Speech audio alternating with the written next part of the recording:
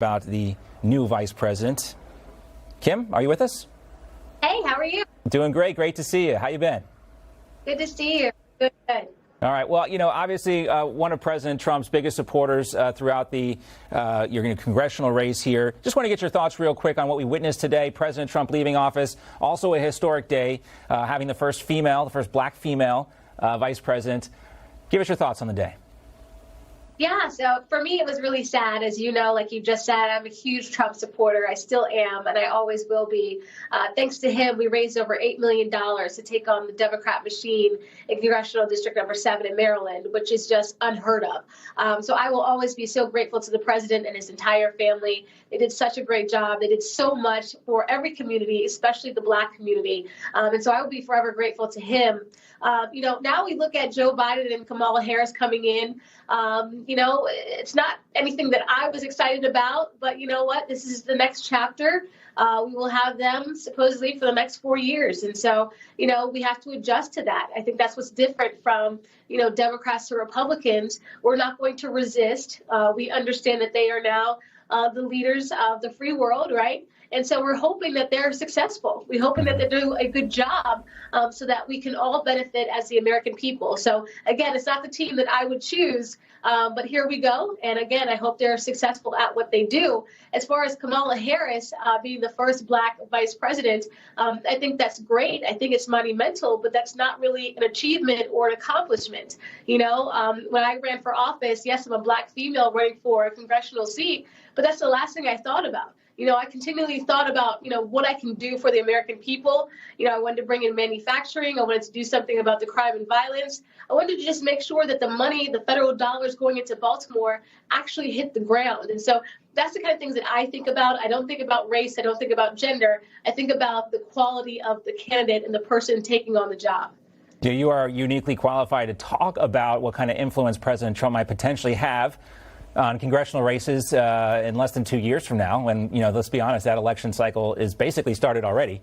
So what do you expect from President Trump? We heard him and some of his family members talking about primarying Republicans who didn't support President Trump, who didn't fully support the America First agenda. What do you see? What kind of role do you see President Trump playing down the road?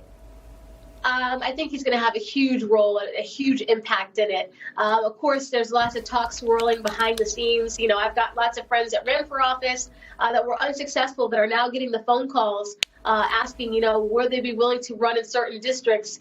Because unfortunately, we do have a lot of Republicans that aren't really for the American people the way that President Trump and myself and some others are. And so I think that's what we have to understand first and foremost, is that we have to have a great team moving forward. I think the new class of Republicans that we saw come in this time around in the House, I think they're awesome. They're really great. You got Marjorie Greene, you got Madison Cawthorn, Burgess Owens. There's so many great people that took their seats. But we need more. We need more Republicans up there that's willing to fight for the actual American people. So I think President Trump's going to have a huge impact. From what I hear, his family is all going to be involved. I'm excited about it. And we'll see some great faces, I think, run again in 22. All right, let's take a listen to part of Joe Biden's speech today, and we'll get your reaction to it. Here it is.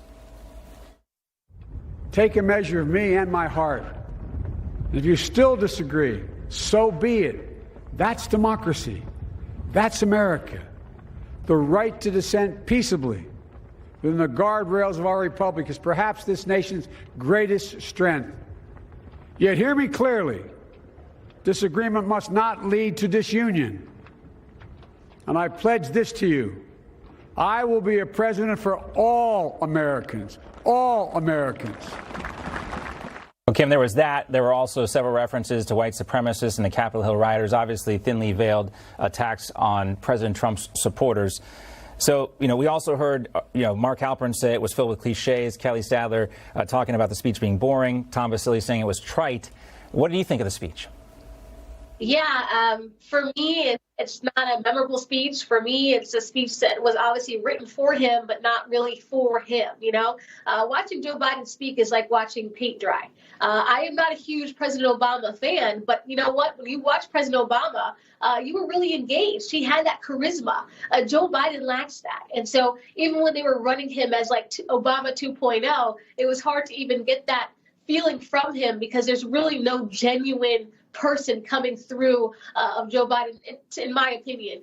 But for me, if you're going to try to unite and heal the country, the last thing you want to do is start talking about white supremacy or, continuing this racial divide, because, of course, there are 75 million people that voted for President Trump, basically half the country. Right? It was almost an even split. And so you can't unite the country with this kind of verbiage. I think he knows that. But again, I listened to some of his speech, and he talks about how he is the kind of person where he can lead everyone and that he wants everyone to join together. And sometimes we might disagree, but that doesn't mean we don't work together. But as we saw for the past 4 years, whenever the Democrats disagreed with President Trump, they did not work with him. That's so for me, it's like, look, he was one of the main people that were always, calling him out as certain things. He never said, you know what, I may disagree with him on this, but let's see if we can compromise on that. He was never that kind of guy. So I think his speech, again, was written for him, but not exactly for him, if that makes any sense. Yeah, true. And as we wrap up our conversation here, Kim,